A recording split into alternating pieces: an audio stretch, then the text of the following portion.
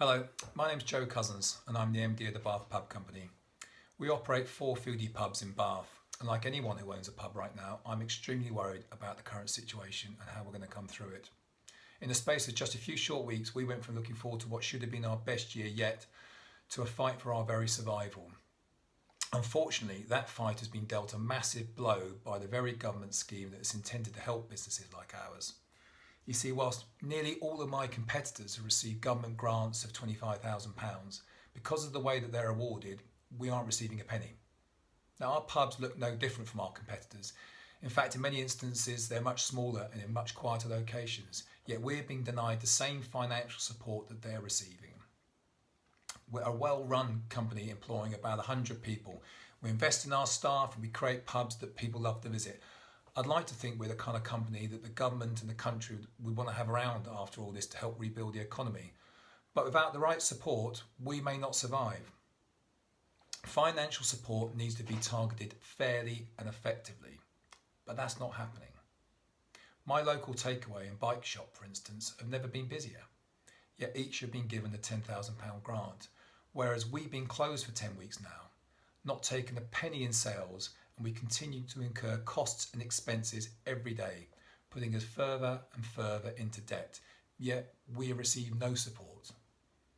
Now, I bear no grudges to those businesses receiving aid, good on them. We're not after special treatment, simply a level playing field, something that the government's grant scheme is currently failing to do. For anyone not familiar with these grant schemes and how they work, there are two types available. A £10,000 grant for small businesses with a rateable value of less than £15,000 and a £25,000 grant for pubs and businesses with a rateable value of more than £15,000 but less than £51,000. So if your pub or restaurant has a rateable value of £50,999, you get the full £25,000 grant. If it's £1 more, you get nothing. The problem here is using rateable values to determine who gets the grants and who doesn't. The thinking is that they're indicative of how much support a business needs, but it doesn't work. It's too crude a method and valuations are highly unreliable, creating massive inequities. And when your rateable value is wrong, like in our instance, the consequences for your business can be devastating. It can take your business to the very brink. Now, too many businesses are excluded from the grant scheme due to their rateable values having been wrongly determined. By way of example, in 2017, the average increase in pubs' rateable values was 18%. The average increase for our pubs was 160%. This means that we've suffered the double whammy of having to pay cripplingly high business rates for these last few years, and now those same wrongly set rateable values means that we miss out on these government grants that we so desperately need. And all of this would be bad enough in itself, but the government has said that even if you're successful at having your rateable values corrected on appeal to below the £51,000 threshold, they won't award these grants retrospectively. How on earth can that be right? Now, that £51,000 rateable value figure really is a golden threshold, because if you're under that, not only are you now getting these government grants, but last year you would also have received a 1/3 discount off your rates bills. So the very pubs who were already struggling to cope with the burden of high non-discounted rates bills are now the ones being denied the cash grants their competitors are receiving. Now, I'd like to think of myself as a reasonable person. I understand that such large and quickly introduced schemes cannot work perfectly from the outset, but the Chancellor must listen and, where appropriate, make changes. I urge him to remove the 51,000 rateable value cap, or at the very, very least agree that grants should be awarded retrospectively if your rateable value is lowered on appeal. Now, I wanted to make this video to make people aware of the shocking disparities in rateable values and the impact it has on businesses like ours. It's worth remembering that the money that the government is distributing to businesses now isn't their money, it's our money. We will all be repaying it over the coming years in higher taxes and reduced public services. So we should all care about how and where it's distributed and want it to be seen to be given away properly and effectively. Watch this video and I hope you'll agree, as a taxpayer, that something needs to change. I'm going to show you some real life examples to illustrate how bad the problem with rateable values are. The rateable values are set by the Valuation Office Agency, or the VOA for short. They're a government agency aligned to HMRC. The rateable value should be set against the property and reflect its size and location. The VOA have a statutory duty to ensure that the valuations they determine are reasonable. I'll let you decide just how reasonable they are. It's time to play Business Rates Lottery. The winners get modest annual rates bills, various discounts, reliefs and a £25,000 grant. The losers get nothing apart from a crippling annual rates bill. So round one. This is Bath. This is the city centre. Pub A. Pub A is located outside the city centre on a main road opposite the park. It's a medium-sized gastro pub, has a separate dining area and a fair-sized beer garden. Pub B. Pub B is located in the city centre by Pulteney Bridge, one of Bath's most popular tourist spots. It's a period building, it's arranged over 3 floors, and as their website says, it boasts Bath's biggest beer garden, 4 unique bars and 3 dining areas. Pub C is located to the south of the city. It's located on the corner of a high street as a medium-sized gastro pub, has a nice beer garden and some letting rooms. Pub D is located to the north of the city, near the park. It's a medium-sized gastro pub, it's a nice interior and a modest beer garden. So which of these pubs has the highest rateable value and therefore doesn't receive a grant? Well, it's not Pub A. Pub A has a rateable value of £46,000, so they get £25,000 grant. It's not Pub B. Pub B has a rateable value of £36,750, so they get £25,000 grant. Pub C's rateable value is below £15,000 at £14,500, so they get a £10,000 grant. Pub D is our pub. It's the Marlborough Tavern. Its rateable value is £69,750, meaning that we get nothing. Now let's have a look at how much each pub paid in actual business rates over the last 12 months. So this graph shows the net amount each pub would have actually paid last year after various discounts and reliefs have been applied. Because pubs A to C all have a rateable value of less than £51,000, they received a 1/3 discount last year on their already lower rates bills than us. So we paid more than double the closest competitor here, 3 times as much as the large city centre pub with Bath's biggest beer garden, and £30,000 more than the pub which looks pretty much exactly the same as ours.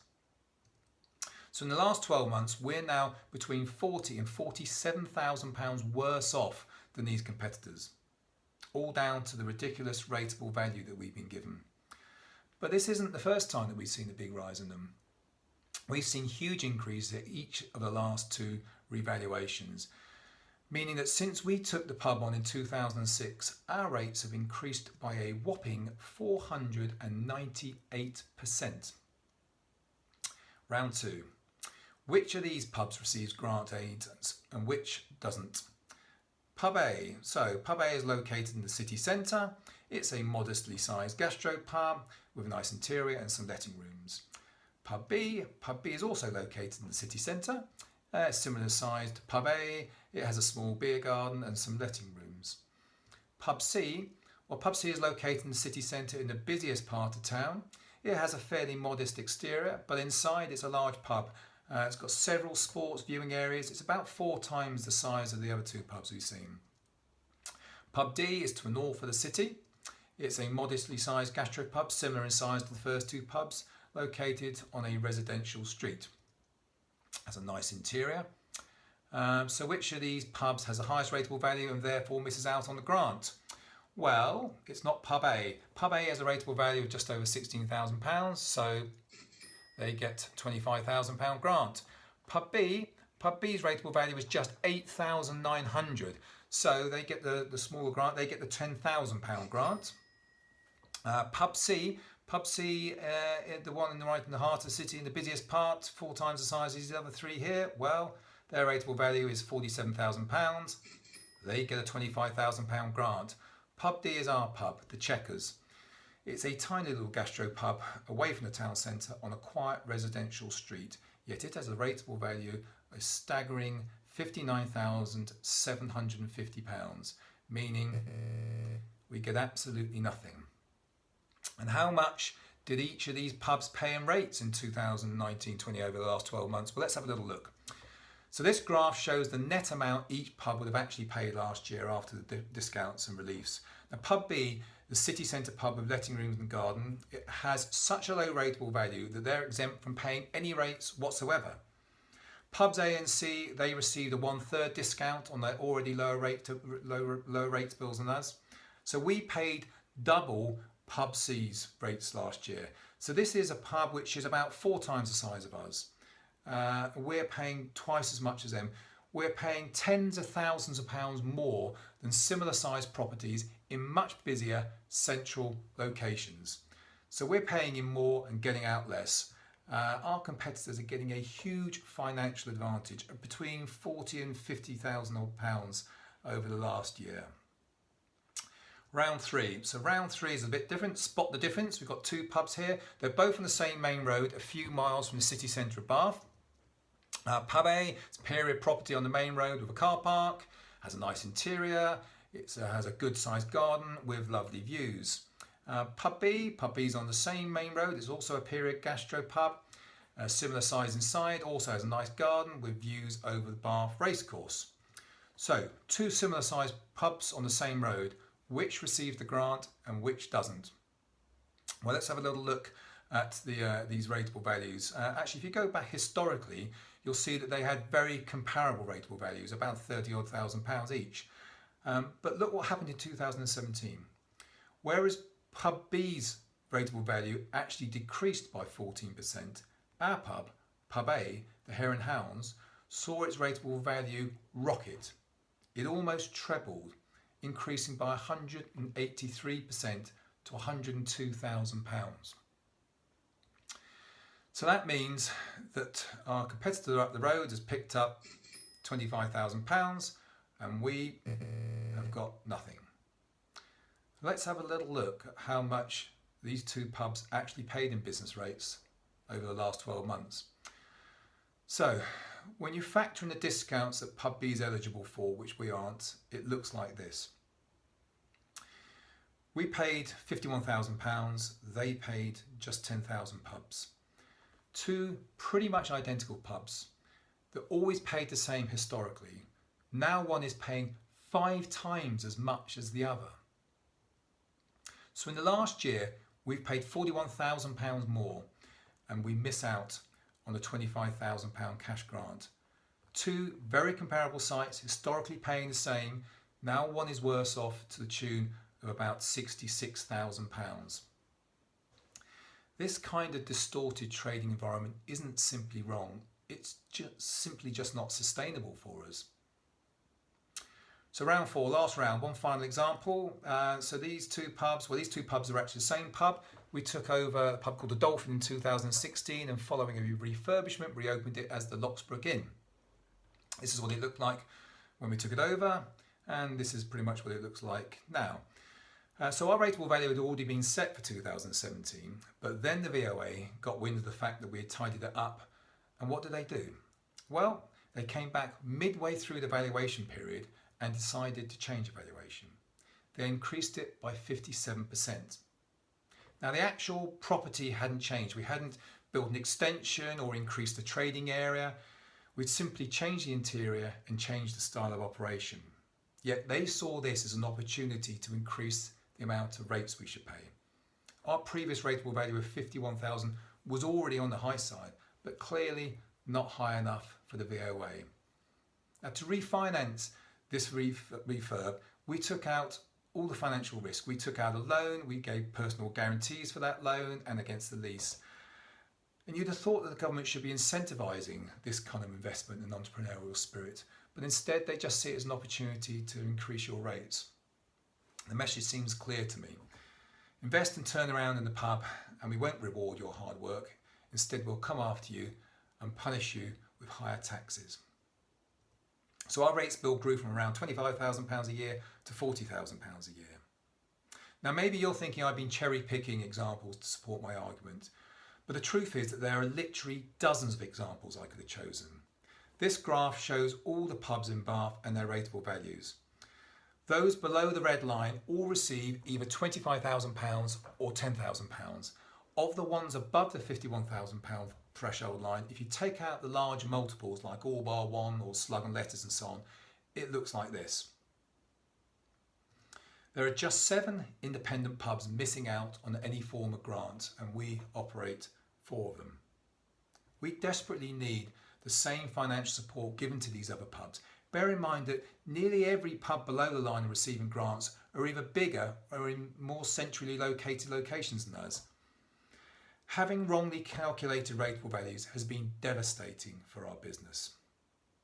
Our 2017 revaluations are way out of line with the average increase. Against the backdrop of declining pub numbers, the VOA's average revaluation in 2017 saw values increase by 18%, which is interesting because that's pretty much in line with the increase in value I've seen of the freehold of my pub, the Marlborough Tavern, in the same period of time. However, as we've seen, the VOA's revaluations of our pubs have seen them go up by 160%.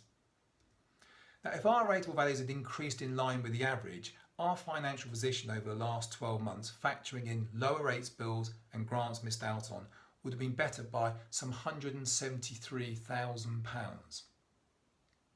To put this into context, I'm now having to borrow around about that sum in order for my company to try and survive. I now have a bigger debt burden, all backed by a personal guarantee because of the broken rates system and the way that rates are valued. Now you might be wondering just why are our rateable values so high? Well, let me explain. So remember, business rates are supposed to be a property tax set against the property. This is how it's supposed to work. The VOA are supposed to look at the property and, considering things like size and location, determine a reasonable rateable value for the property, say £35,000. Now it shouldn't matter what type of operation is being carried out inside the building because this is supposed to be a property tax, not an operator tax. The rateable value then in theory should look exactly the same regardless of the kind of operator that's inside the business, whether they're overtrading or undertrading. So if you're selling stale peanuts and warm lager or your national gastropub of the year, in theory the rateable value should be exactly the same because this is a property tax, not an operator tax. But this isn't what's happening in practice. In reality, they don't even look at the property at all. They simply obtain the turnover figures for the pub, do a back of a packet calculation, and hey presto, there's your rateable value. So if you're under trading and have a low turnover, you get a low rates bill. If you're doing medium turnover, you get a modest medium rates bill. High turnover, high rates bill.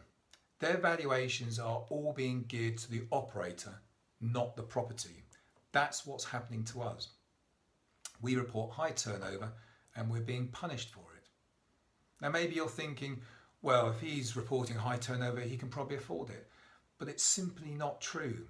Whilst we have high turnover, our profit margins are wafer thin, meaning our profits are very modest indeed. People look at our pubs and business and think we must be doing very well personally, financially. But the truth is, the reality is very different. We struggle. And that's no small part to the huge tax burden that we have to face as a business. We simply can't afford these rates, and neither should we have to afford them. So I don't have a problem with being taxed on either our turnover or our profits, but that's already happening. I'm already taxed on my turnover via VAT, and as anyone in business knows, turnover is completely different to profit. We are a high turnover, low margin business. And if I am lucky enough to turn any of that turnover into a profit, well, there's a tax for that too. It's called corporation tax. But rates are supposed to be a property tax. But in reality, they're another turnover tax, plain and simple. We're being taxed on our turnover, not our profit mind, our turnover twice. And it's killing us. And where do these turnover figures come? Well, the VOA sends you a form to submit your turnover information on. Word on the street is that if you're smart, you don't tell them your real turnover figures because lower turnover equals lower rates bills. So you can understand there's a massive incentive to misreport real turnover. Now I asked the VOA, I sent a freedom of information request to them to say, how often do you prosecute people for giving false figures? Because you would like to think that there'd be some sort of disincentive for doing that. But they wrote back and said that they wouldn't tell me that information because it might be used to encourage dishonest behaviour, which I can only take to mean that they don't really enforce it that often. So they're not even enforcing their own policy. So turnover-based valuations, using them to determine valuations for pubs doesn't work. It creates hugely distorted trading conditions and threatens to put operators like ours out of business. Why are they using this method? As far as I'm aware, no other industries ask for their turnover figures to help derive their values. So why pubs? Flawed methodology, creating wildly inaccurate valuations. It benefits low turnover operations at the expense of high turnover ones.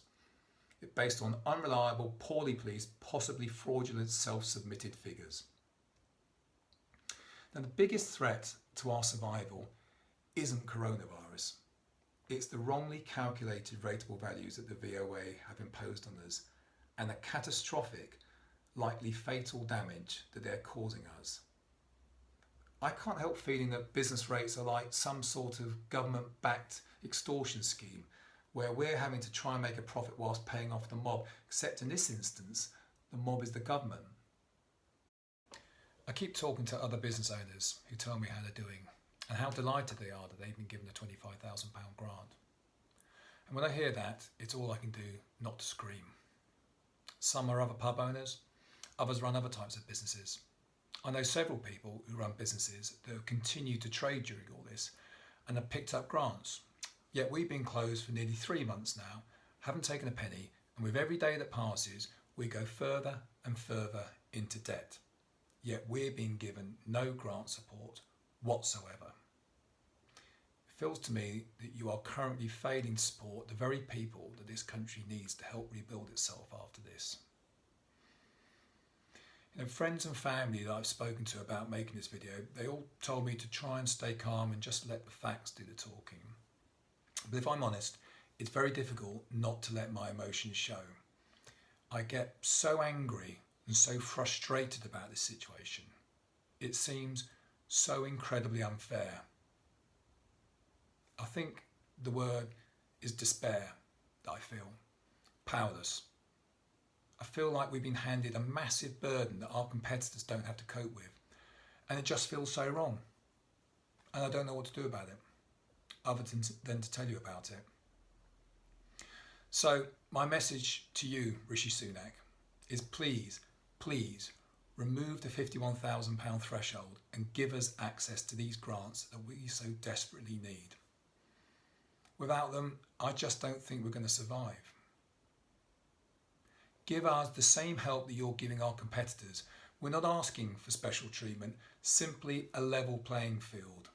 Our business rates have been crippling us for years.